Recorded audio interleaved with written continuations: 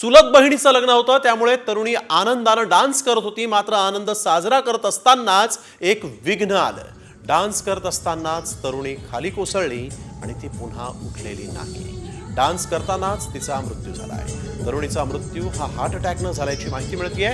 ही दुर्दैवी घटना मध्य प्रदेशच्या इंदोरमध्ये घडलेली आहे। विदिशा असं या मृत तरुणीचं नाव आहे। विदिशा तिच्या चुलत बहिणीच्या लग्नात सुमारे 1.5 मिनिटं नाचत होती आणि तितक्यातच तिला हृदयविकाराचा हा तीव्र झटका आला।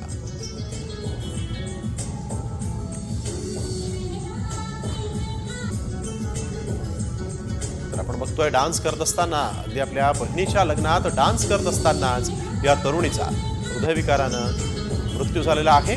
अगदी तरुण वयात अकाली हृदयविकाराचे रुग्ण जे आहेत ते मोठ्या प्रमाणात समोर आलेले आहेत।